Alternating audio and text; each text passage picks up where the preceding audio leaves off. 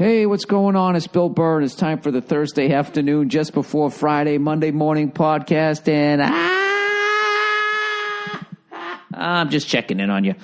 You're not going to believe what I just did. You probably will. Haven't you listened to this thing enough to know that I'm a fucking moron? You're not going to believe what I just did. What did you do, Bill? Well, I just recorded the Thursday afternoon podcast, right? And I forgot my cord that I usually, I have a routine. The second I do it, I upload it and I'm done. But I forgot the cord, the UCB cord, whatever the fuck it is. USB-C fucking public bank cord. So it took me out of my routine and I just went into like robot mode. And I fucking erased the podcast I just did. Why would I do that? I was so psyched. I was done. I just came back from Boston, dude. I woke up early. I'm still on East Coast time. My beautiful daughter, lovely wife, are sleeping. I paid all the fucking bills. I got everything ready to go. All I had to do was knock out my podcast. It's 7:45 in the morning. I'm done. My kid's just getting up. I'm ready to make everybody breakfast. I'm crushing it. And what do? I just hit erase, and I hit erase. And, once you hit erase, you can't stop it from erasing. And I was like going, oh, my God, what did I just do? And it's just gone. Over. So now the big thing is I can't compete with myself from a half an hour ago. All right? I can't be looking into the past and thinking about what I talked about. I need to go into the fucking future.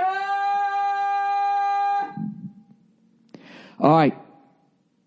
I hope you guys all had a Merry Christmas. Okay? Have you noticed Merry only goes with Christmas? Have you noticed that? It's Happy Hanukkah. It's Happy Kwanzaa.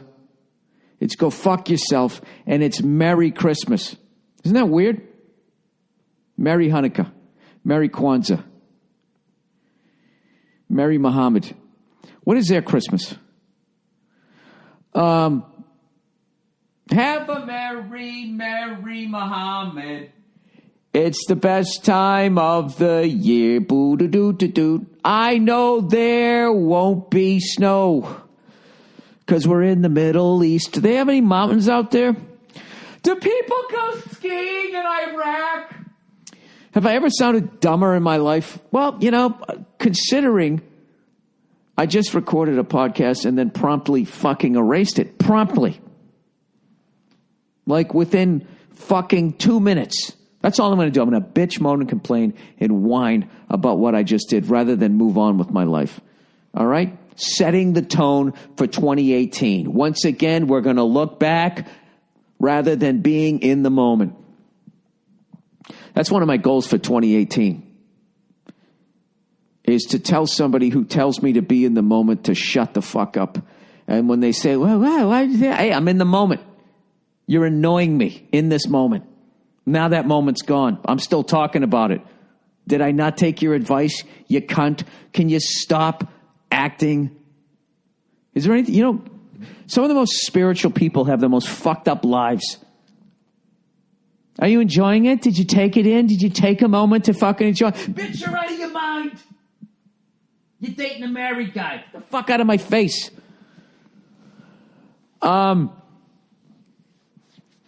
Anyway, sorry, whatever. Well, there's 4 minutes. All right, 4 minutes. I just got it back. Oh, guess what? I got some big news for you. After 131 days of being sober. Oh, Jesus. Oh, Billy Redface fell off the fucking wagon. I put up a good fight right through the holidays. I made it to December 26th. What kind of a fucking asshole falls off on the 26th? I could see New Year's Eve. Christmas Eve. I could see Christmas Day. I could see New Year's Eve, but the 26th? In the history of people falling off the fucking wagon. Who falls off on the 26th? What are you crying about the fact you didn't get a fire engine the day before for Christmas? Yeah, fell off. I'm 131 days. I'm very proud of myself. I was definitely in the moment. This is what happened. First of all, I had the best Christmas I've had since I was a little kid, and I still believed that some fat stranger came down the chimney. All right? It was awesome. And I was actually, I had a lot of stress about it because I was flying back with my lady and my lovely daughter, and I was thinking, all I've ever heard is people talking about flying back with an infant. It's a nightmare. Everyone, by the end you're ready to get a divorce and all this type of shit. I got to tell you something. It was the fucking best Christmas I've had since I was 8 years old. When did I find out there was Jake and the Fat Man was bullshit? When did I find that out? First grade. I found out in first grade because my older brother found out in third grade, and he quickly told me.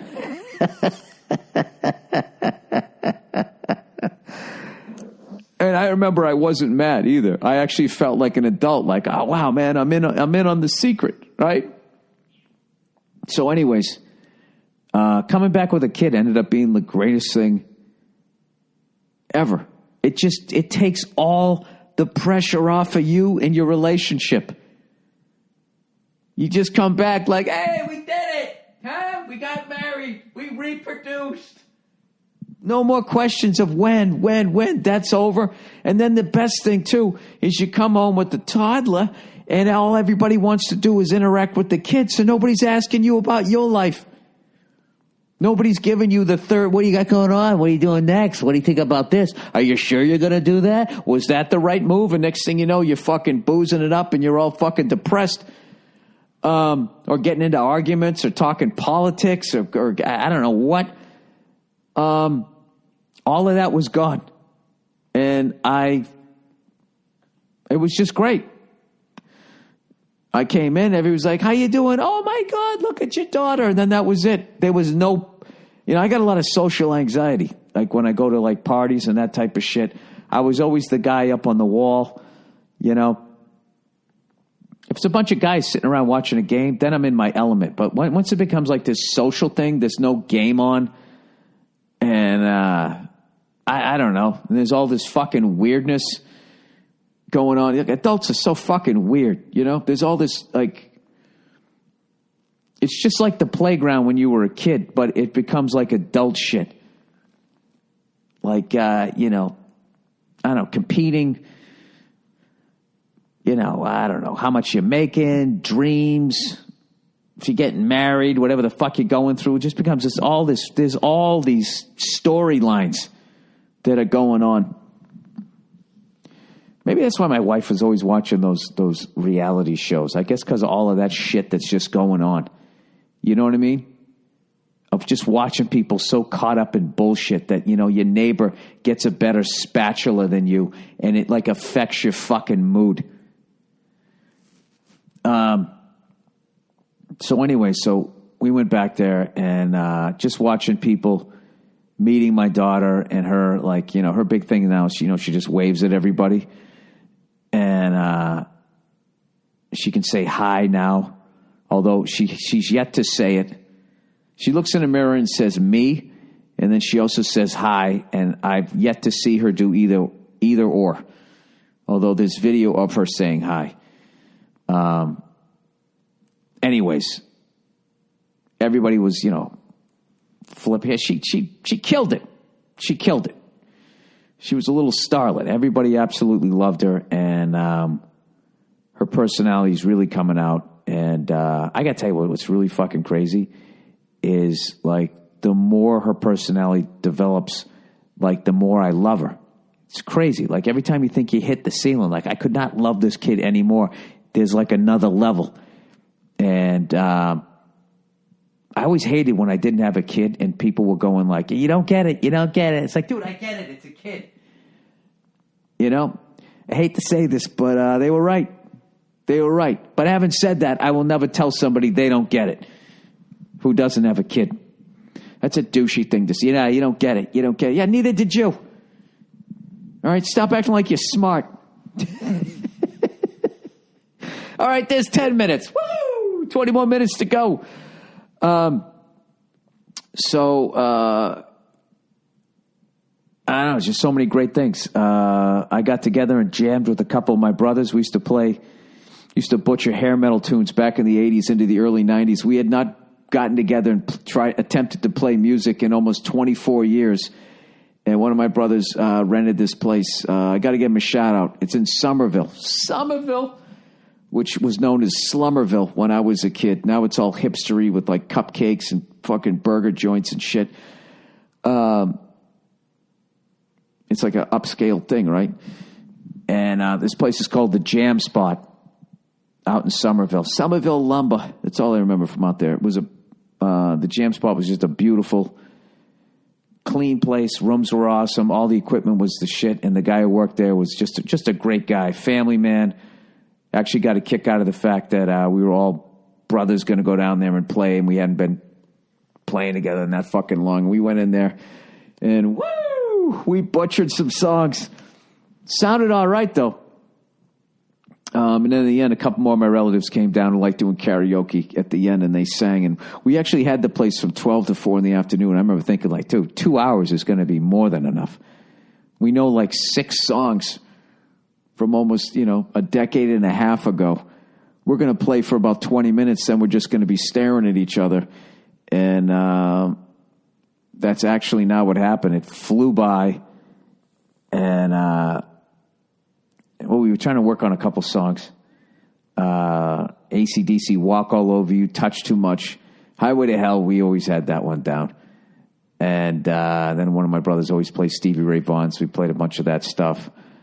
And then a few more relatives showed up. Next thing you know, we were playing Zeppelin, The Ocean. And it was fucking awesome. And then after that, that's when we went out and got a steak. And one of my other relatives hadn't been drinking since June. I hadn't been drinking since August. We're like, we're going to do this? He's like, yeah, let's do it. Fuck it. So he orders a Johnny Walker Black. I'm like, come on, man. We're going off the wagon after 6 and 4 months. Hey, let's get the blue. So we ordered the blue, but it was a steakhouse, so it was around the holidays, and they were out of it. So I forget if we got the gold or the platinum, but it was really good. And my buddy stopped at one. I had one more. And then that was it. We called it a night. And then like 2 hours later, I was back in the hotel room. I got to be honest with you, dude. I felt like shit. And I was just like, wow, I do not miss feeling like this. I don't think I like drinking anymore. And then yesterday, I went to the airport. And of course, the American Airlines terminal at Logan, they have the Cisco Brewery. And I love Nantucket, and I love Cisco Brewery. So I'm like, well, I got to go in there and get a fucking beer. So I had the Whale's Tail Pale Ale. I had that, nursed that thing. That was delicious. And then I get on the plane. I'm like, hey, why don't I have a fucking drink? No, don't do it, right? Fortunately, I avoided that. And I think what I'm going to do is basically, I think I'm just going to take a few days off as far as not drinking and then just go back on the wagon on January 2nd. I'm going to the Rose Bowl. I got to have a couple of cocktails when I'm there. But I don't have to drink today. I don't have to drink up until the Rose Bowl. And I think that's just how I'm going to booze. Rather than trying to go like a whole fucking year and, so many days or whatever, I just think I'm just going to pick my spots. So being at the Rose Bowl, it's a playoff game. That's a good time to have a couple of drinks. And then I really don't see an excuse to have one for the rest of January. So, or February or March. I really don't see any event coming up. Maybe a Super Bowl party. I don't know.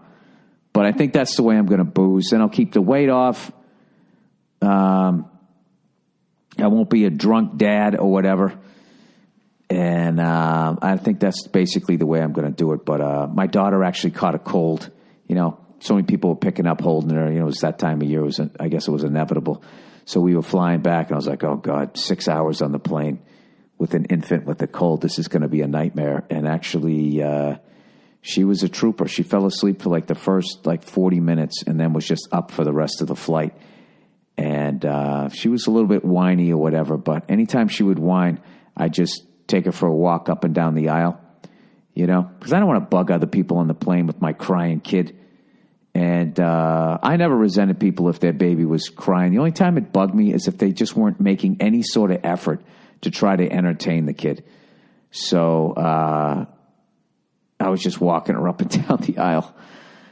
And, of course, she won over the stewardesses, and then they were holding her for a minute. So it all worked out. And a funny fucking dad moment.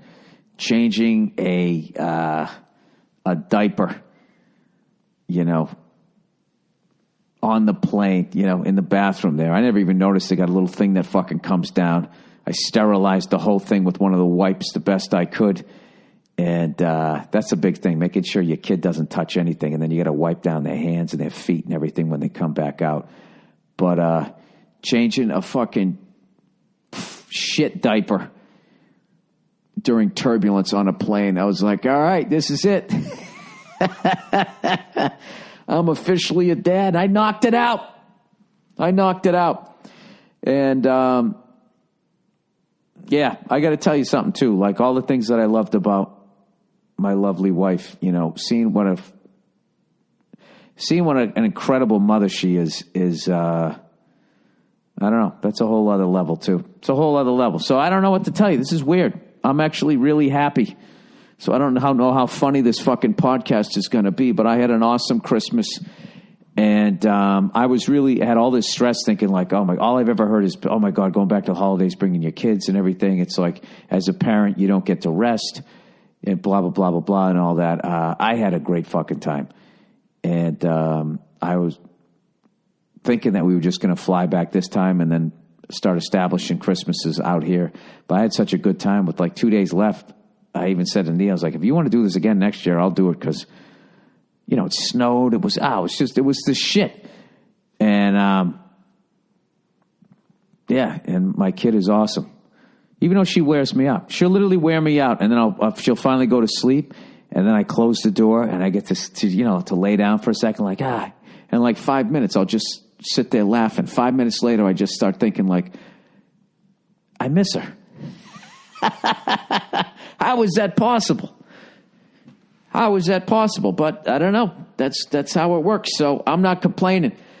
So anyways, you know when I could drink again after the New Year's? Maybe the night of the Patrice O'Neill benefit, to get that plug in there. There you go. The Patrice O'Neill comedy benefit entering its, let's see, is this the 6th or the 7th one? I think the 7th one. Right? Let's see here. 13, 14, 15, 16, 17, 18. It's the 6th one. And I want to thank everybody that's been buying tickets. We're almost sold out again this year, which is really, it's truly amazing. And I have to thank Maureen Tarrant and everybody else who gives their time every year. Jim Norton, Colin Quinn, Dave Attell, Bobby Kelly, Dane Cook, all of his friends that have taken time out of their lives. And it's just fun. It's like a high school reunion. And then also to see, like, we always have a couple of the young, I call them kids. I'm an old fuck now. But, and just see, they were teenagers when Patrice's stand-up first started coming on TV, and he actually influenced them to be comedians. So getting to hear those stories and getting to see the young guys, the Michael Che's, the Hannibal Burris's, and see them coming out and how funny they are and all that. It's just a great thing. So I will once again tweet the link. I'll keep tweeting it until we sell the whole thing out. But once again, thank you to everybody who's been over the years been helping to support that wonderful cause. And as always, after we pay for the theater, all the money goes to Patrice's loved ones that he was supporting while he was still alive, taking care of them. So, with that, what are we going to do now? Are we going to talk a little sports here? A little fucking sports? Oh, shit. Do you know what I watched? What documentary I watched? That was only like an hour and 20 minutes long, but it took me 6 hours to watch because my lovely daughter would not go to sleep. I watched this documentary called Newman, right? So I was initially attracted to the title because I thought it was going to be about Paul Newman, who's like one of the coolest guys ever. So I'm like, I got to watch this, see what they're talking about, right? And You know, what's it going to be about? It's going to be about his racing career, his acting career, or his charity. I always wondered how involved he was with that. I just can't see the great Paul Newman sitting there listening to people talking about their balsamic vinaigrette or spaghetti sauce. I bet in the beginning he just wanted to have a business, and he's just like, I don't want to deal with this shit. Just fucking run it and give the money to the poor. By the way, did you see some fucking jerk off bought his watch, his actual watch, for $17.8 million? What kind of a fucking asshole? Then what do you do with it? And then you put it on like, like I feel his life force. Maybe I can act now. Maybe I'm cool. I don't understand like that type of shit. I don't know. I guess I do a little bit. Maybe I like musical instruments. I think it would be cool to see a couple really famous instruments, but I wouldn't want to own them. You know, like if you had somebody's like some famous person's guitar, they pass away and you have that guitar and then you're playing their music on that with your skill level. You know, I know the guitar isn't alive, but if it was, wouldn't it start crying?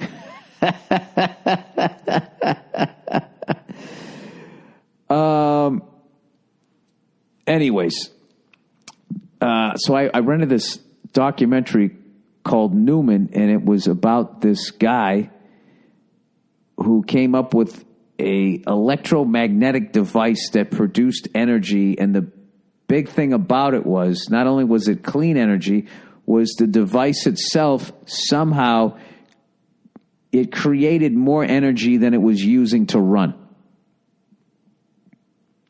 And I didn't know that was a problem because I have a horrible science background. So just watch it, see what you think, all right?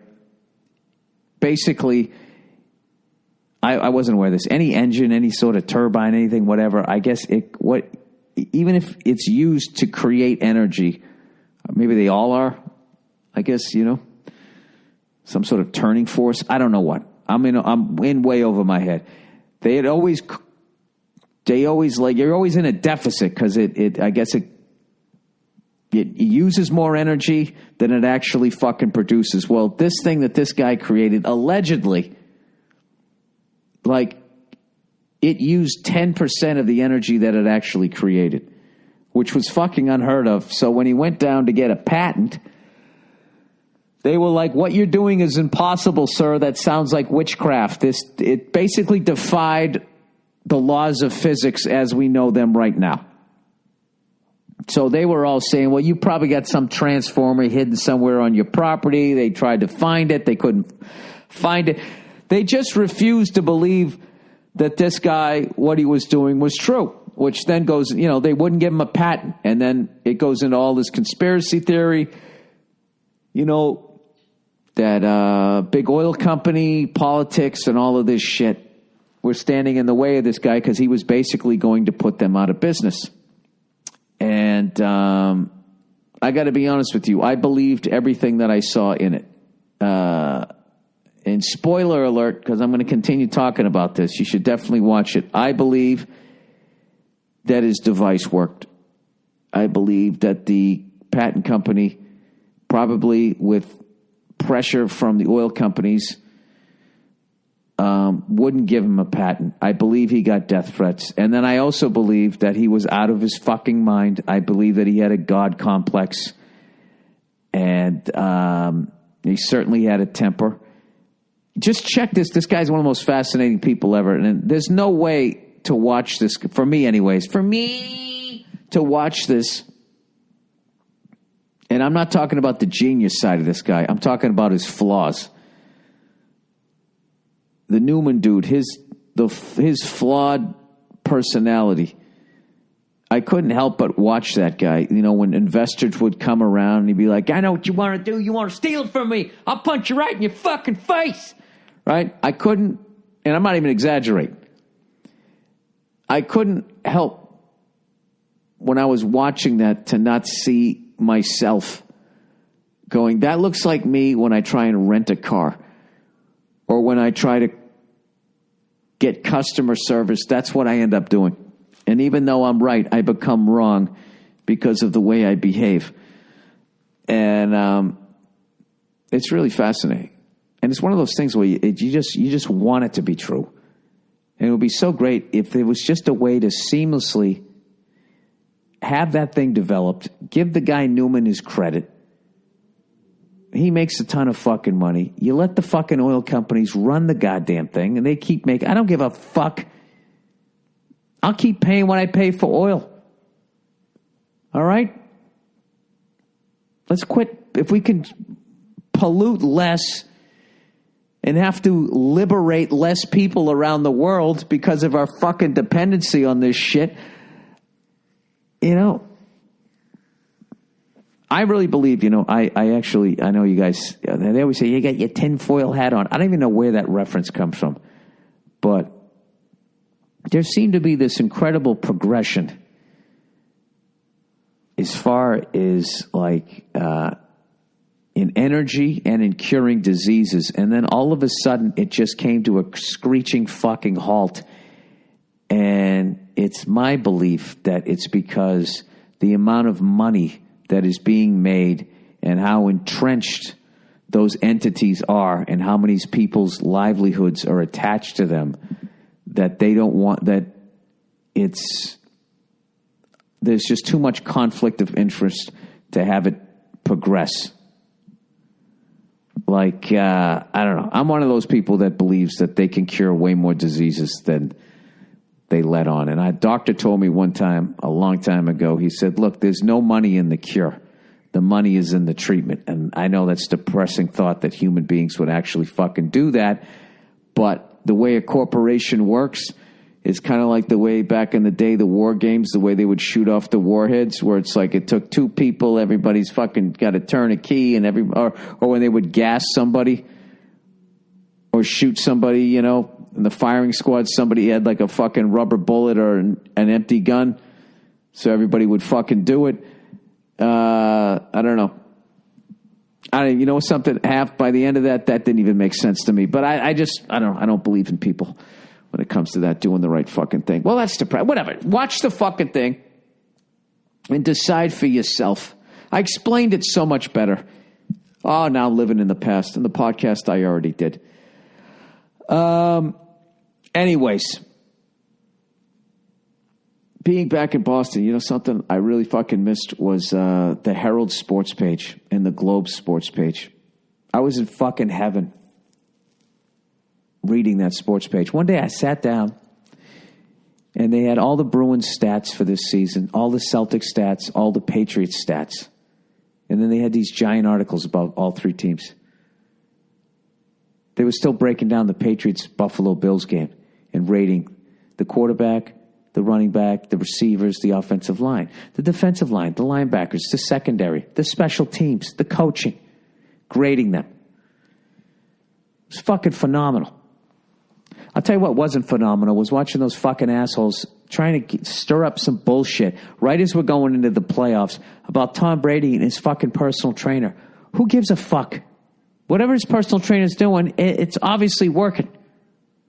The guy's ran out of digits on one hand with Super Bowl rings. Now he's moved on to the other one. I swear to God, the local media, what would they be? I tweeted that. What the fuck would they be doing if they weren't trying to sabotage the local team? And all you fucking cunts out there who then pile on and start commenting and calling into these sports shows, anytime they're shitting on the fucking home team like that, look, if it's deserved, it's deserved. But if they're just trying to stir up shit,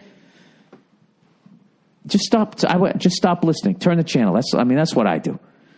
By the way, what was funny is I saw yet another guy on ESPN talking about Bill Belichick's press conferences, going, "Oh my God, they're so intimidating." It's like, what is intimidating by it? Stop acting like you don't know exactly what the fuck the guy's doing. He knows what you're doing. You're trying to get him to give you a quote, so you can build your story around that, and then you can exaggerate and take all this shit out of context and give the other team bulletin board material. That's why he doesn't talk to you guys. Jesus fucking Christ, did you see that coach for Auburn after they beat Georgia the first time they played? We beat dog shit out of them, whatever the fuck he said. I bet that was all over their locker room, fucking on the ceilings above their bed until they played him again. And what happened?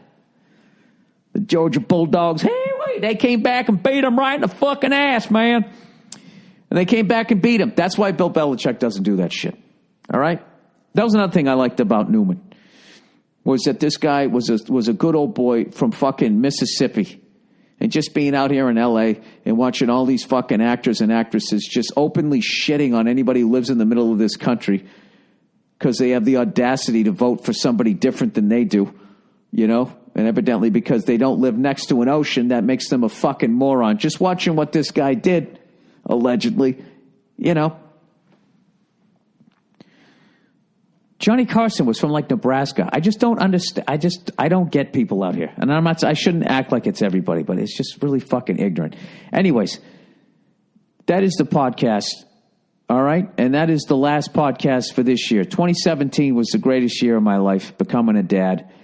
And, I don't know, just so many great things, you know, happened to me this year. So I'm going to thank all you guys. Everybody came out to shows and all that type of stuff. I really want to take the time. I never do this. I always call you guys cunts. I like to think it's endearing, but thank you guys for the best year of my life. And I hope 2018, I don't even think it needs to be better. Just match this one. Just be in the cruising altitude. Don't live in the past. You have to be in the present. Shut up, you cunt. But anyways, that's it. I'm not doing shit. I have basically all of fucking January off. And I'm going to put together another 20 minutes to add to all the bullshit that I have. That's sort of my goal. And I'm going to tour. I'm going to tour a lot this year, put it that way. And I'm looking forward to an amazing year. All right, enjoy this music. And then throwback episode of Thursday afternoon. Just before Friday, Monday morning podcast. Have a great weekend, you cunts. Happy New Year. And I'll talk to you in 2018.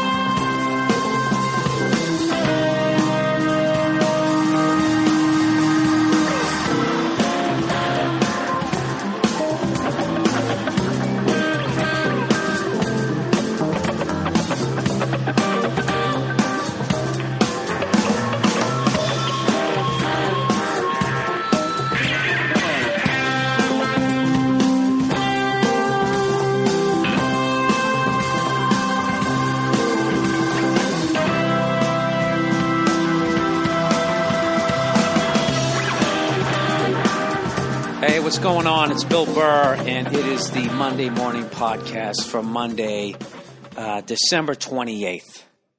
The final Monday morning podcast for 2009. Can you believe it? Another decade has flown by. Dude, this was like the most stealth decade of all time, and I'm going to tell you why. Just in case you were worried, I would make such a bold fucking statement about the goddamn calendar and then never give you an explanation. I'm going to tell you why. Because every decade that I've lived in, at least that I can remember, that I lived in, the 70s, everybody would discuss the 70s. What are the 70s like? And then the 80s, the big 80s, right? And then, you know, people talking about, the 90s. People would make references on sitcoms, about the coming 90s, right? It had a fucking name. Every decade that I've been in has had a name. 70s, the 60s, the 80s, and the 90s. But this decade had no fucking name. The aughts, the 2000s. We never decided on a fucking name. Therefore, I wasn't really paying attention. I wasn't really paying attention as this decade went by because it's kind of like the odometer went back to zero, right? This is getting shaky here. I just realized I'm really getting into some shaky territory. It's kind of like it went back to zero, right? Except it didn't. It was at 2000, which actually comes back after 1999. I'm just saying, you know what I mean? It's like, what the fuck? What happened to this decade? You know? I don't know. That was pathetic. I really sounded like I had something to say there, and it went absolutely fucking nowhere. Which is the theme of this podcast every damn week. Every fucking week. You know, for the last few weeks. Look at me with the gratuitous fucks. Why am I saying fuck so much this fucking week? You know why? I have not been on stage since I taped my latest special. I have been on vacation. And I haven't been doing shit. I've been stuffing my fat face with holiday cheer. And I don't know. Did you guys have a good Christmas? Did you have a Merry Christmas? Doesn't that just put a song in your heart to say that to somebody? Merry Christmas. What the fuck? Who's calling me now? Shit. Hey, I'm doing my podcast. Let me call you back in about 40 minutes, okay? All right. There we go. Anyways, Merry Christmas to one and all. Yeah, I got to get on stage here because now that I've basked in the glory of not fucking up my special, everything went great. Now I can take a vacation. Now, you know, there's this little voice in the back of my head going, dude, you know, you don't have an act right now, technically. You really don't. So why don't you go do some shit and hopefully some funny shit will happen. Speaking of which, some of my girlfriend's family came out, and we took them out to Venice Beach out here in California. And if you've never been out there, you know, there's a bunch of freaks out there. But there's enough regular people, sort of tourists, that it waters it down. But being the fact that it was the Christmas week, there wasn't a lot of tourists out there. There wasn't even a lot of regulars out there. So when we showed up, it was pretty much wall-to-wall freaks. And just had a fucking great time out there. This guy was standing in front of some sort of fun house shit that I'd never seen before. And he was that classic, you know, step right up. And he's going, see the rubber man, see the electric boy. And then he goes, and look what just came in from the space station. And he reached into a bucket of water and he pulled out a two-headed turtle. It was one of the greatest fucking intros to something. He yelled, look what just came in from the space station, right? First of all, I like the fact that this fucking shithead on Venice Beach standing next to a crackhead has some sort of direct link to the space station, all right? I also like the term the space station. Is there a space station? I haven't seen a report on space for a long fucking time, considering NASA really fell off. They really fucking fell off. You know, when I was a kid, you know, they were going to they'd been to the moon, all right? That was like their Godfather moment, or at least they pretended to go to the moon. I don't know what they did, but I bought it. And they were literally feeding us Tang at school. And for all you youngsters out there, it was like this powdered orange drink that's what the astronauts drink, you know, when they're up there in, outer space and they don't have, I don't know what I'm trying to say. They can't get to any decent fucking food or liquids. Would you like to see what it's like to drink a poor excuse for orange juice and be like an astronaut? Of course you did. Of course you did.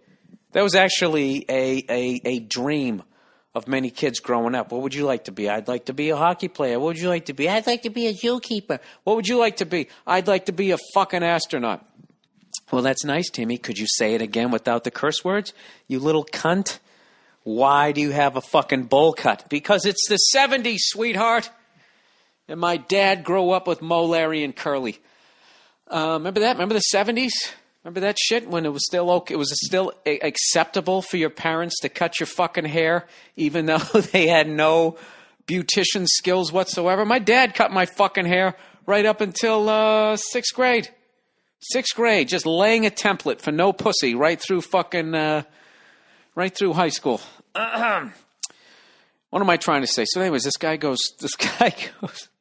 Look what just came in from the space station. Now, obviously, there's no rubber man. There's no electric boy. I know it's all bullshit, but you figure if you're going to make a reference to space, you're going to pull out something that looks like it came from fucking space. Some sort of rock that you found on the beach, claim it's part of an asteroid, maybe part of a bigger asteroid that's headed right towards us, whatever you got to do. This fucking guy pulled out a two-headed turtle. Look what just came in from the space station. They were up in the fucking space station, and look what came floating by. A deformed fucking amphibian that needs to be within this atmosphere. I don't fucking know what I'm trying to say here. I just thought it was fucking hilarious, and me, my girlfriend, and her family laughed for like fucking 10 minutes. You know that when someone just does something stupid out in public, and then that just becomes like the catchphrase? You know what I mean? The keep on trucking moment of your afternoon. Anytime, the conversation would die down, someone would just say, hey, look what just came in from the space station. Oh, and we would laugh, and we had a great fucking time. Bunch of freaks out there. I saw a black guy in a yellow thong walking on broken glass. No, he didn't have a thong. The other guy, it was an American flag thong, and the other guy was dressed in a skin-tight fucking yellow, I don't know what it was. He was basically walking barefoot on trash, but I got to admit, he pulled a crowd. I was impressed. I was very impressed. And the best one I saw was this dude who was wearing a derby, which is a type of hat. I don't know if it's a bowler hat or a derby. I don't one of those like Charlie Chaplin hats. And his big shtick to get money was he would walk backwards in front of tourists with his hat on, and he had an empty like paper cup that you'd have Coke in, and he was just sort of hitting it up in the air. And before it would land, he'd hit it up with the other hand, and it would go no higher than just the top of his hat. And he had this look on his face like, huh? Am I doing something? And then there was another dude out there, this drug addict, who had his sign, kick me in the ass for $1. And he started yelling at me to do it, and I just was laughing because I'm saying, I can't do that. First of all, I'm not going to kick you in the ass for $1. I don't, it's humiliating. I don't want to do that to you. And then not to mention, the second you bend over, I'm going to fucking do that. You ever kick your friend in the ass and you want to kick him so hard that you misjudge it and you actually hit his ball bag from the other side? That's what I envisioned myself doing. And at that point, I would think that, then I got to fight a fucking drug addict. Then I get hepatitis. Whatever. Look at me acting like that's what I was going to do. No, you weren't, Bill. You weren't going to do that. That's what you wanted to do, but you didn't have the balls to do it. So you laughed like a little girl and you continued on down the boardwalk. That's what the fuck you did. Speaking of a new era of comedy, that's something I always wanted to talk about on stage. And I always thought it would be funny, but I never really kind of was able to make it funny. Was those fucking people who always, you tell them something that happened, something bad to you, and then the second they're done listening to it, they always go, dude, you know what I would have done? You know what I would have done? Let me guess, you would have done something that worked. Now that you're basically in the future and saw what the fuck happened. You asshole. Yeah, I believe I parked my car and I go to get out of it. All of a sudden it started rolling down the fucking street. I don't know what happened. I had the thing in gear. Dude, you know what I would have done? I would have had it in emergency. I would have put the emergency brake on and I would have turned the fucking tires towards the curb. That's what I would have done. In anticipation that the one fucking time you didn't put the emergency brake on, that your car that never slipped out of gear before was then going to slip out of fucking gear. Shut up, you asshole. If you had that sort of intelligence, you wouldn't be friends with me hanging out in this shithole fucking bar, right? Well, all right then. All right, now that I got myself worked up into a lather, look at me wearing my Christmas Patriots jersey. What a fucking nerd. How old are you? Look like she's standing with a book bag waiting for a bus. It's just not cute anymore. All right, let's get on with the podcast. If you're new to the podcast, welcome. Welcome. I got some news this week, everybody. I know I keep threatening to join Facebook, and I'm going to have to do it. I'm going to have to do it because there's just nobody left here on MySpace. I'm giving up. I'm pulling the flag down. I'm putting up the white flag. I surrender. You win, Facebook. You win, God damn it. If it wasn't for those meddling kids. All right. So let's get on with the podcast. If you're new to the podcast, I try to hype my shit. This is what I got going on. I'm on vacation. Okay? I just taped a new special called Let It Go, and it'll be out in 2010 at some point. If you can't wait that long, why don't you go on iTunes or go onto my website, BillBurr.com, and go buy my fucking DVD, Why Do I Do This? All right? So I can get a little check. I can get my little fucking $3 or whatever the fuck I make on those things. Anyways, my next gig is in Seattle, January 15th. And I'm doing the Marty Reamer Funny Fest. Marty Reamer's a great guy, great radio guy up there in Seattle. He's got this big comedy show that I have been trying to do for years. And I'm going to be up there with a bunch of other big shots like Jeff Garland and a bunch of other people I can't even fucking remember. Who else am I up there with? Christian Finnegan. Remember? I hyped that. The other white dude on the Chappelle Show. Who and some people, you on the Chappelle Show? Were you on the Mad Real World? No, I wasn't. That was the other guy. And then people try to argue with me. No, that was you. That was you. Why would I lie? Why would I try to knock down my pathetic entertainment resume? I'm all about padding it. All right, let's get on with the podcast here. What do we got here? Let's start off with Douchebag of the Week. All right? And my nominee for Douchebag of the Week is the NFL Network for showing a fucking game on Christmas that was only on their goddamn network. You know what, dude? Fuck the fucking NFL Network. All right? Have any of you guys out there actually looked into what it takes to get a goddamn dish? First of all, if you're renting somewhere, right, your landlord's going to be a cunt if you start drilling into the side of the building, right? You know, a repair that's probably going to cost him $80, but somehow will take the entire $1,200 to $1,500 of your fucking deposit. You know, and then also, you know, I don't know about you guys, but when I actually first moved out here, I was getting the flat screen. I was like, fuck it. I'm just going to light up the card. And they're like, would you like to get DirecTV? And I'm thinking, yeah, fuck it. I'll get the NFL Network. I can watch the Pats games. Why not? And they wanted me to sign up for like 2 or 3 years, like it's like a cell phone company. I don't have to do that with cable. Cable right now, I could call them and say, you know what? I'm sick of your shit.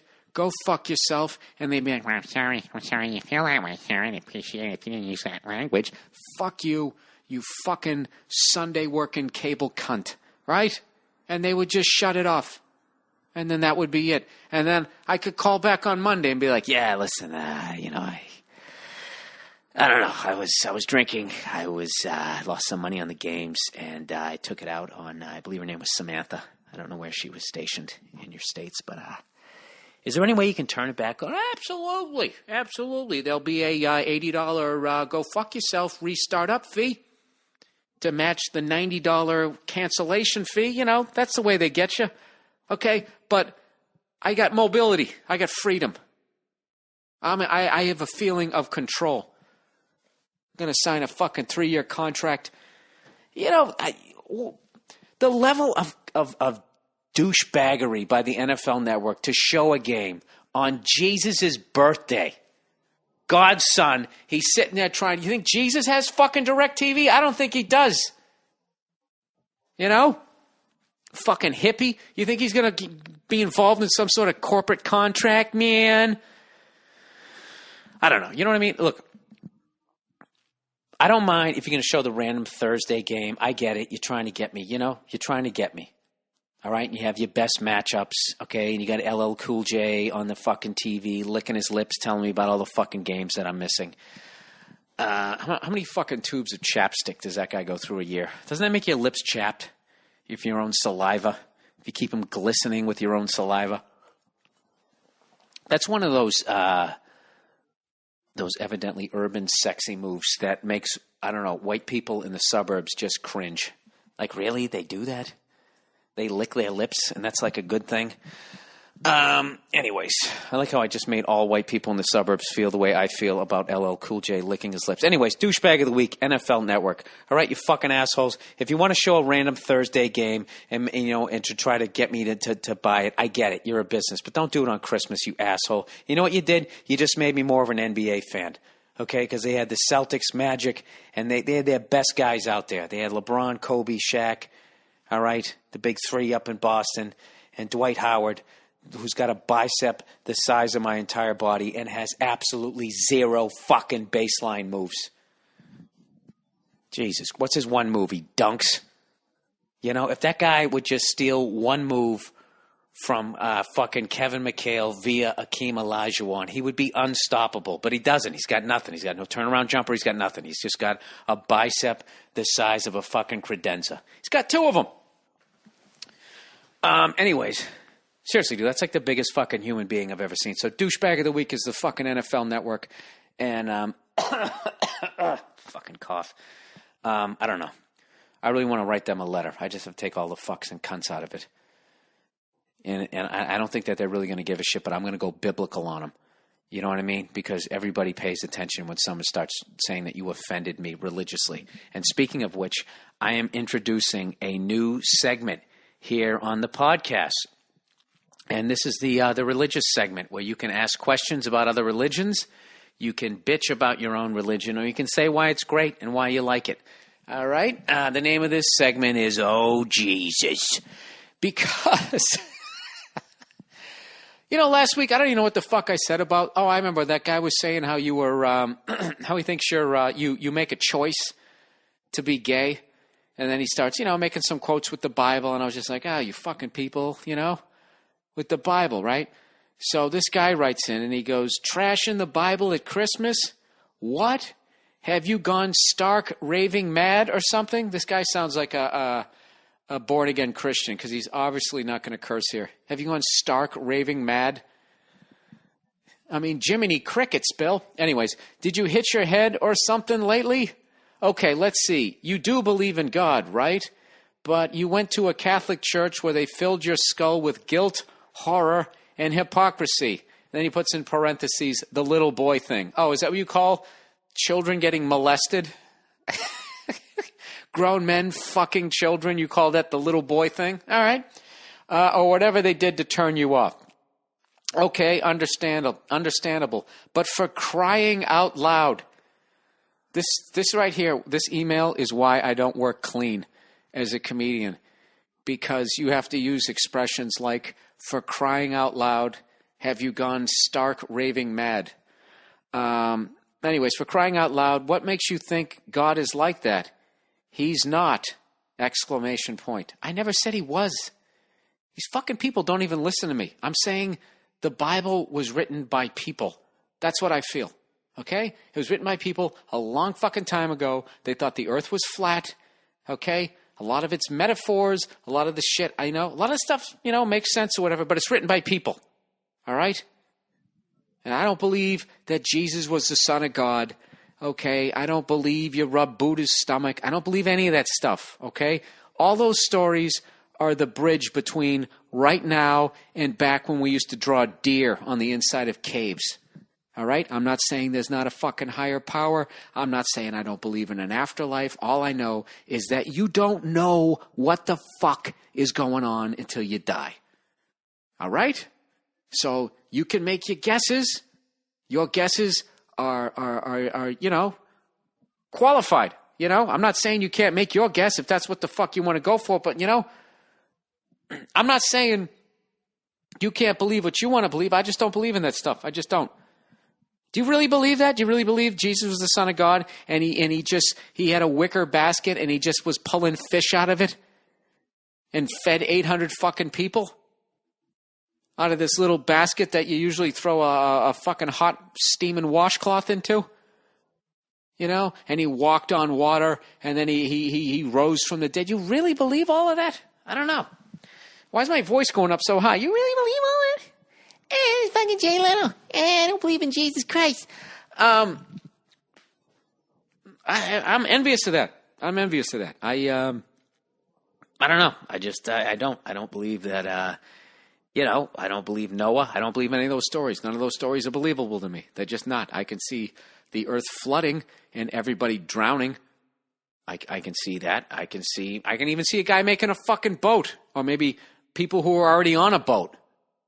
Why didn't those people survive with Noah? See? I can't even fucking answer. I don't know why. Then you're going to fill it up with all those animals shitting all over the place? You got to capture all the animals. It's not fucking believable on any level. It lacks credibility. I like the 10 Commandments. I love the 7 deadly sins. I like the end of the world shit. But I don't take it that seriously. And this is not me slapping anybody in the face. I just, and I know what they're going to say. It's because you haven't opened yourself up to Jesus. When you open yourself up and you accept him as your one and only Savior. Yeah, why can't I do that? Why can't I just do that? Why do I then have to go to church and fucking pay for somebody else's lifestyle who wants to dress like James Brown and the fucking Blues Brothers? Huh? And you guys out there going to mega church. You guys seen those things down the south? Down south? Have you seen those? I don't know what the fuck I'm talking about. Look, the same way that guy's standing out there going, look what they just brought in from the space station. That's what preachers are doing. Unless they're giving you like life advice, but when they just start talking about that, and then on the third day, God created the swing set. And it was written that children need something to play on that would swing them back and forth next to a fucking... Brutal. It's just fucking brutal. This is really just going to cause this shitstorm, and I hope it does, all right? And on all of this, I'm not disrespecting your religion or what you believe. I just don't fucking believe it. And I don't believe that you believe it. That's how unbelievable it is to me, all right? But I believe in something. You know that shit where you walk to the phone and before you say hello, you just know who it is? That kind of weird shit, or deja vu. There's a lot of weird shit out there, You forget to look and you change 7 lanes and you don't die. And then you think, wait a minute, did I just look back there? I can't really remember. You were in this fucking zone. I don't know. I don't believe in ghosts. I don't get, what can a ghost do to you? Other than wake you up in the middle of the night. I guess they can do that. Going, beyond that, what can they do? That's how I got over my fear of the dark when I was a kid. When I would imagine that there was a monster in there. I got so mad at the fear one night, I started giving the monster the finger, and it didn't kill me. And I was like, all right, any respectable monster is not going to put up with that shit. And it would come over here and fucking, there's no monster. There's no monster. This is stupid. This is actually just nature's way of telling me it's time to go to sleep. And they're making it easy by not having the sun there. Did I ever tell you that time one of my friends was on this, I can't say he was on a date. You know that shit when you were like high school and you're basically drinking outside and you just start talking to some broad and you try to hook up with her? All right, so it's getting to dusk and there was this moment, okay, right around dusk, where the sun's going down and the moon was, sounds like a fucking song, doesn't it? The sun was going down and the moon, the sun's going down in the west and the moon was kind of like, I don't know, I guess at like 2 o'clock or whatever. And this girl was going, and someone's like, oh, wow, the sun and the moon are out at the same time. Wow, And this girl was like, wait a minute. How can the fucking sun and the moon be out at the same fucking time? And at first they thought that she didn't believe that you could see the moon until the sun completely went down, which I guess would be understandable. But they quickly realized that she thought that the sun and the moon were the same thing. And that evidently at night, I guess God or Jesus or Buddha would, I don't know, necessarily blow the sun. I guess she thought the sun was on a dimmer. And they would just sort of gradually bring it down. And I don't know. I don't fucking know. And that's just one of those moments where, as a kid, you just have that first moment of, is this thing too dumb to try and fuck? I always had that. I could never fuck somebody who I really thought was stupid. It just felt like it was a form of rape. You know what I mean? If you're just so, I'm not even saying I'm a smart guy, but, when someone's just, borderline, wow. High school, really? And college, wow, okay. All right. Anyways, let me read the rest of this. Oh, Jesus, here. So the kid thing, he's not. He doesn't, this is a great line, too. He's saying that God is not mad. This is one of my favorite sentences of all time. He's addressing the view of homosexuality. He says, God doesn't hate fags either. Oh, that's good. That's good. He doesn't hate cocksuckers. God loves the faggots. He loves everybody, and that is written in big letters. Even people that hold up traffic, gay guy or not. He died for everybody's sins, so they can accept that free gift of. See, that's right there. That's what I find annoying about Jesus, is the whole guilt. He died for you. Dude, I didn't ask you to do that. You idiot. You can fucking walk on water, float off the cross. Wow, this is really getting bad. But I'm just saying, isn't that common fucking sense? Like when you watch a karate movie and Bruce Lee's doing all this shit and you're like, just get a gun. Why don't they just shoot him? All I know is if I was the son of God, I would not sit there getting crucified. Or at least I cheated a little bit, I'd sort of semi-levitate so it looks like the nails are really fucking ripping at me. And you wouldn't. Everybody caves under torture.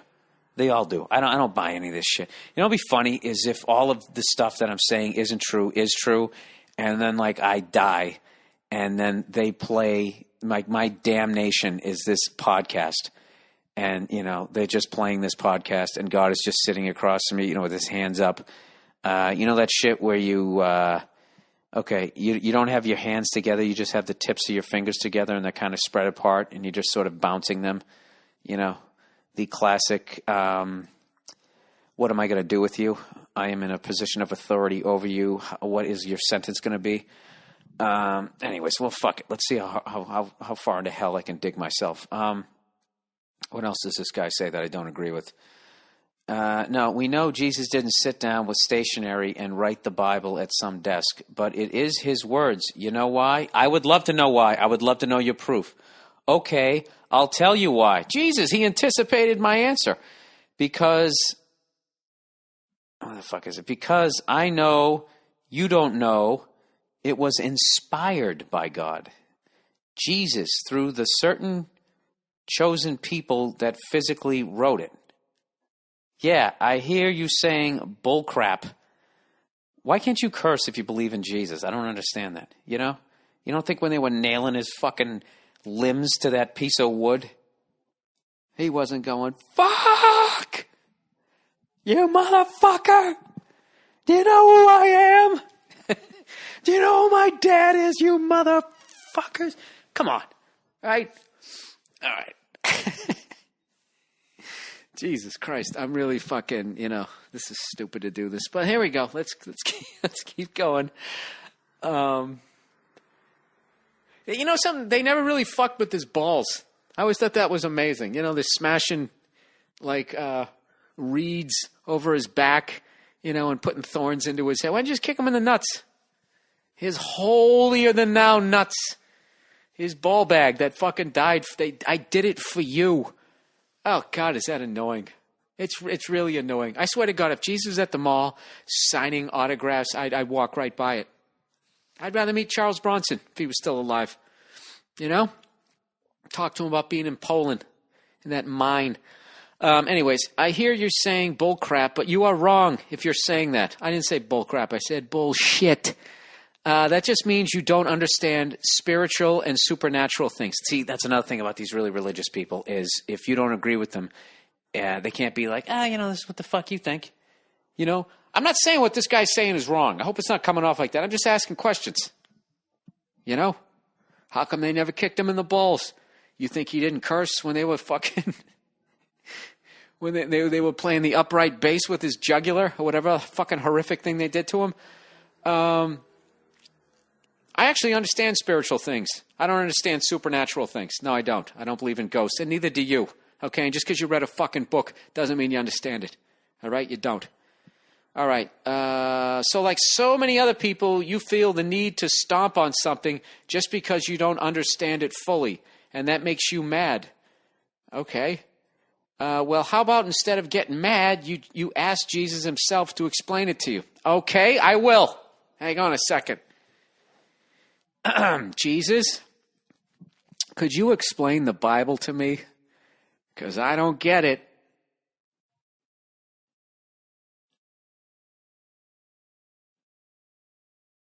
Okay. All right. So now what do? This is really getting creepy. I feel like I'm with a fucking Ouija board right now. All right, I can't even read the rest of this. All right, that's probably a fucking stupid. I really should not do this podcast. I should just fucking hit erase. You know? All right, let's talk about movies, shall we? Let's get out of this. I saw the movie Sherlock Holmes this week. Me and half of the American population all went out. That's Jesus getting me back. Yeah, I saw Sherlock Holmes, and this is my movie review. This is the best way that I can put it. It was watching Sherlock Holmes. It was like this is how I said it to my friend, a friend of mine who actually I have, who also does not believe in Jesus. I said it was like Sherlock Holmes was like, it was like the first time you ate a fat-free cookie. Do you remember that confusion? You're just looking at the cookie being like, you know, how can this not be good? It's a fucking cookie. You know? How can a cookie be bad? And that's literally what I felt like when I was watching Sherlock Holmes, you know? I'm like, how is it? Robert Downey Jr. is giving a great performance. Fucking, what's his face? Jude Law was great in it. Guy Ritchie, I loved all his movies. How is this not fucking good? And I don't even know. I can't explain it. I don't know why it wasn't good. It wasn't bad.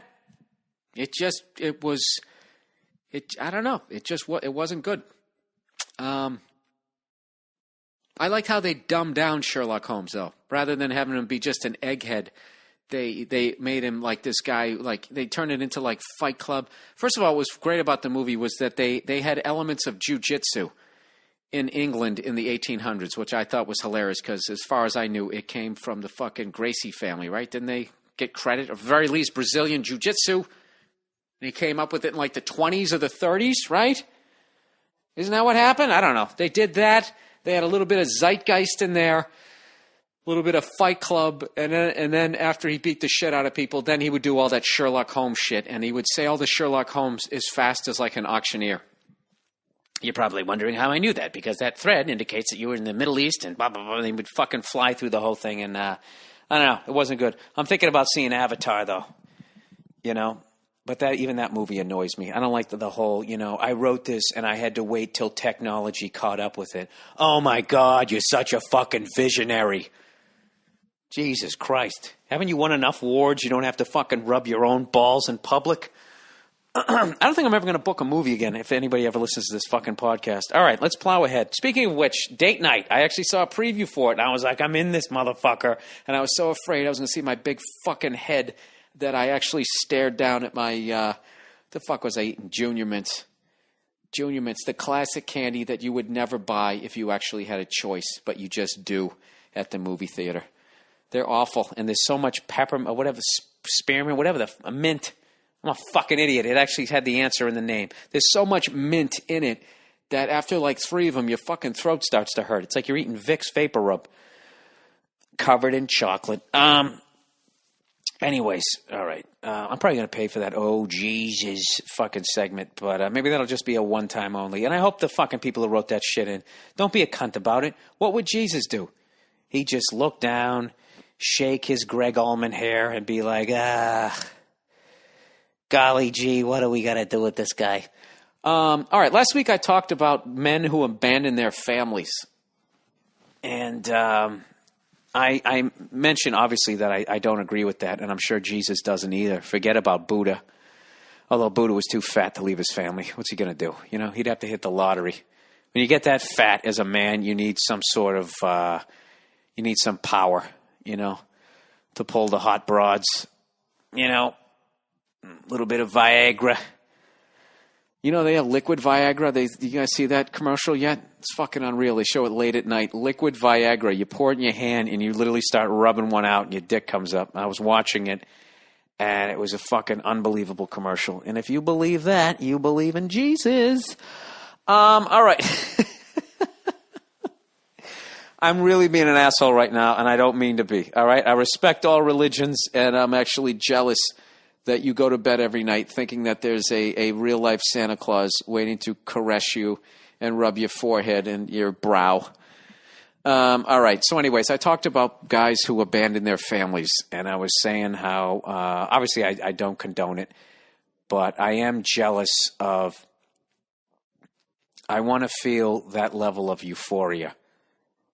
Because in order for you as a man to do something like that, to leave somebody who you actually agreed legally to dedicate your life to, and that you then had children with, right? Now, I don't have any kids, but I see the look on people's faces when they talk about their kids. You know, even if it's a pain in the ass and if they really could go back, they wouldn't have kids. There's a look they have on their face of that unconditional love. To fucking walk away from that, all right? Like the level of misery that you have to be in. I just, you know, and it must have been like how Mandela felt when he finally got out of fucking jail. All right, that was a little big, but you know what I mean. So I was talking about it and I was thinking like, you know, last week, like what music would you listen to?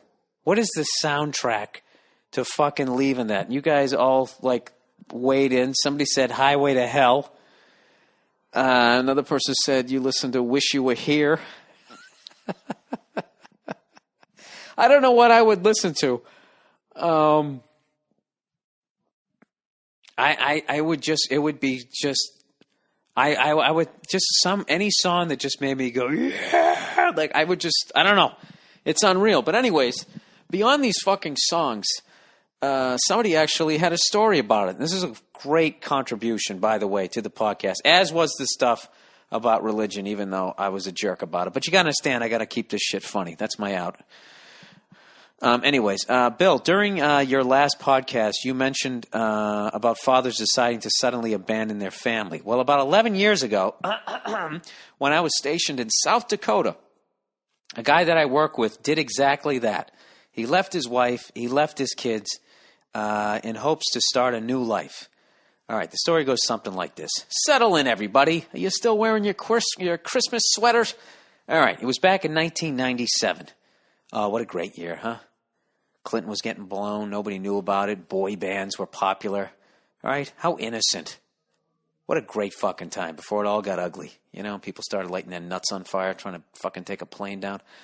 Anyways, Mike, this guy Mike was assigned remote duty for 6 months in Panama. At this point in Mike's life, he had about 14 years in the Air Force.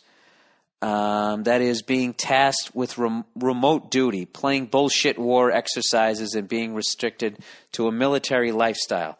So one day when I showed up to work, my squadron's first shirt, I don't know what that means, I guess the guy in charge, and a few officers had maps laid out on the table. I asked what was going on, and one of the sergeants replied, "We have a briefing in 15 minutes. In formation." During that briefing, I believe it was the base officer who mentioned that Mike has been missing since the day before. The FBI had some other military branch, was involved to find Mike by searching South Dakota by feet, automobile, and air with helicopters. So my coworkers and I were tasked to drive about 50 miles to some remote location in South Dakota to post missing posters of Mike. See attachment. And he actually has the attachment here. So anyways, he says, we thought he was in danger. We were concerned for him. He was a good guy, helping people out when help was needed. So evidently there was no sign that this guy was going to do this shit. He said he plays bones, which I guess is dominoes. During lunch with us, while listening to classic rock, he never came across as being disturbed. But then again, I was much younger, so I might have missed some signs.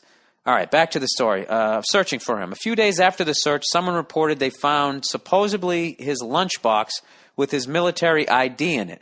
It was several miles north of where we were stationed, close to North Dakota-South Dakota border. Then they found his car in a parking lot of a Canadian airport. Shortly after finding his car, they detained him in Panama, where he was found. Mike left his family in exchange with some Panamanian woman he met during his duty there. We always wondered what the hell he was thinking when he did this. Supposedly, he left his lunchbox near a road with his ID in it as a decoy, and when he drove to the Canadian airport to fly, he then flew to Panama. And the big joke was that he was listening to the song by Van Halen called Panama when he left. So they arrested him and discharged him. His wife forgave him. So evidently, I guess he went back. Dude, you know what I love about that story? That is the perfect fucking song. Oh, my God. Just driving away from your family. Ease down. When it reach down, ease the seat back. Oh, fuck. You know what I think? You know what I think the feeling of euphoria is? You guys ever watch Ferris Bueller's Day Off? Sure, we all have. Do you know when those two guys, the parking attendants, take the car out for the day and they show that slow motion thing of when they go up and over the hill and they got that look of absolute joy with the wind blowing through their hair? I think that's what it feels like to abandon a family if you're that fucking miserable. So God bless that woman for taking them back. That's either a deep kind of love or just no options whatsoever. So there you go. And I think that's going to be the podcast for this week. Let's do some classic stuff here, some overrated, underrated real quick. Bill, overrated, skinny girls. I've never understood the appeal of super skinny girls. They look more like little boys than women. Plus, they're usually snobby and expect you to do all the work in bed. They're like Kobe Bryant. They are jaded, and sex is more like a job for them. Dude, would you hook up with Kobe? They don't understand the magic of the game anymore. Okay, I see what you're saying. Dude, what are you talking about? Kobe? Did you see Kobe on Christmas? They're down by like 20 points, and he still draws an offensive foul. That guy, I'm a Celtics fan, and I admit that's the fucking best player in the league. All right? But my big complaint about Kobe Bryant is, Jesus Christ, my fucking alarm. Anyways, my big complaint about Kobe Bryant, I just want Laker fans, because you guys watch him every night. I'm not being a jerk, but when was the last time you saw him take a shot, miss the shot, and not look over at the ref for a foul? It's almost like he's saying, ref, it didn't go in. They must have fouled me. That's how fucking good I am. It's annoying, but I totally respect the guy. I love his game, and he's that whole team's riding on his fucking coattails. All right, underrated, fat chicks. Fat chicks are the real deal. They do everything they can to please you in bed. They are the only ones who can give you a decent hump. They are like the guy taking the half-court shot for $10,000. No matter what the outcome, they still have a smile on their face, and they're just happy to be there. Dude, I'm telling you, some of you fucking listeners really ought to do stand-up. That's just, do you know how many comedians could write something that good? All right, probably a few of them, but that's really impressive. Oh, I forgot to do the life advice. Dr. Bill, I got to blow through this. And speaking of becoming a comedian, somebody wants some life advice. And this is a rough one. He says, I got some shit going on in my life, and it's really starting to make me reflect on where I'm going and what I want to be, okay? So I need some answers. First, my grandfather, who raised me from the age of 2, almost died and recently had a quadruple bypass on his heart. No idea how long he's going to make it, but it's definitely given me a new perspective on life. All I think about now is what were the things that he didn't do and always wanted to. Fuck regretting things you did. I wonder about the things he regrets not doing. I'm 29 years old. I work as a senior manager for a major company that builds airplanes. I make over $100,000 a year, and I fucking hate it. I'm in this part of the world, and I'm not going to mention. I do stand-up comedy almost every other weekend at one of the comedy clubs there. My question is this.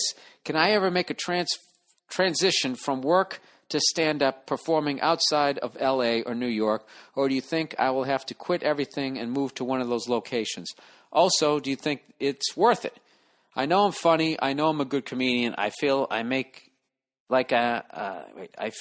making a living as a comic would be similar to winning the lottery. Even though I'm funny, it's still 1 in a million shot that I would ever be able to make it a career. Thank you. Thanks for any advice you have. All right, dude. Those are tough questions because I've never seen your act, and those are really questions that only you can answer. I'm not trying to cop out here. All right, but I do know this: if you do a job and you're miserable, I mean, it'd be one thing if you're making $1 million a year. I mean, $100,000 is nothing to fucking sneeze at. I don't know, dude. All I can do is tell you how I looked at it. When I went into being a comedian, I was not making $100,000 a year, so it was very simple for me to make that choice to go there. And I never really thought about not making it, other than a couple of times if I was doing a college gig in the middle of fucking nowhere, and I was sitting in a Super 8 and I bombed that night, then I'd be going like, what the fuck am I doing? This is crazy, you know? But being able to make a living as a comedian is not a 1 in a million chance.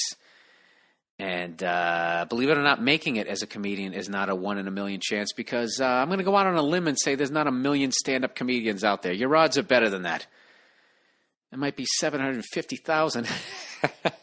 No, dude, you gotta look. Do you go down to the club and like you go in there and you just feel like this is home? You know, like this is where I'm supposed to be. If that's what you feel, then I would do it. And you don't have to live in New York or L.A. to get a career going. Oh, Jesus, I'm trying to give you an example. I mean, there's every stand-up town has the local guys who never left, who make a living at it. You know, it's just one of those things where you want to expand your horizons after a while, where, you know, you want to start making better money or whatever. But I don't know, dude. Like, if it's your dream in life, that's what you want to do, then I would definitely do it. Especially because if you're at work and you're fucking miserable, then I would do it. And making a living at it is not as difficult as it seems. You know, you get a college agent, you start booking college gigs. Granted, you got to fly over the fucking country. But, you know, if you want to go fucking see Sherlock Holmes in the middle of a Tuesday, you know, and dress like a shithead and not take a shower till 7 o'clock that night, that's one of the great things about being a comedian. But, dude, that's a huge decision. You got to make that on your own. But I would make the happy choice. Don't choose money, because you're going to end up like one of those Stepford wives. You know what I mean? We got all this shit and you got all this stuff, but you're miserable. So, I don't know, man. That's too big a question for me to answer for you without knowing you. So I hope I helped you out. I probably didn't help you out at all, but it believe me, dude, it's not as hard as you think it is. All right, it's not fucking easy, but it's really not as hard as you think it is to make a living as a comedian. All right, let's get to a question, Bill. Hi, my question is: when you are in a couple situation spelt with a C, what is the protocol for who or how you decorate your Christmas tree? Do you do it together or separately or in stages? You know, one puts it in the stand, one puts the lights, etc. Or do you not put one up or not? All right, Christmas tree question. Questions are real light this week. Now, my thing is, if I buy it, you decorate it. And if you buy it, you better decorate it, because I'm not doing it. In other words, I don't decorate Christmas trees. That's how I do it around here. I go out and I buy it. I stick it in the stand. And then my girl, she goes nuts. She decorates it, and she goes, "Doesn't that look nice? What do you think about? You didn't say anything." "No, I think it's nice." "I know, but I thought you were just gonna come in and be like, 'Wow, look at it! It looks beautiful. Look at the Christmas tree. It's all Christmassy.' I thought you were gonna do that." Really? What would you do if I did that? Speak of the devil. Nino! Hey, I'm doing my podcast. I'm doing it right now. You're on it. Hi, everybody. Okay, I was just calling to let you know that we're getting ready to leave the grove. All right. Okay. Let me call you back in 2 minutes. I'm almost done. All right, bye. Jesus Christ. I'm such a space shot. I half forgot that I was doing a podcast. I say, just calling to let you know that I'm not home yet. And I'm going to be home soon, and I just wanted to start talking to you already. You know, a couple of people have been emailing me saying I'm mean to my girlfriend. I'm not mean to my girlfriend. I give her shit. It's my way of protecting what I have in this relationship. All right? I keep it light. I fucking break balls. Oh, by the way, I'm doing this on a Sunday because I'm going to the Celtics fucking Clippers tonight. And I'm actually walked away from the TV, and last I saw it was like 15-14 Colts over the Jets. I don't know if I should. I'm not going to say this. You know what, you guys, remind me next week to tell you my prediction of Rex. My prediction earlier this year of Rex Ryan was that he was going to break his tailbone in a failed attempt to hang himself at some point. I have not seen such a desperate need to be liked I'm telling you, that guy is emotionally on the edge. All right? That fucking bizarre Christmas wish list thing that he did. Like, I'm hosting SNL, but I'm actually fucking a coach. And that guy is out of his fucking mind. And he's broken down crying a couple times. And I've made predictions this year that I'm telling you, I can't tell you who's going to win a fucking game, but shit like that, I'm telling you, I watched that Pacquiao fight and I fucking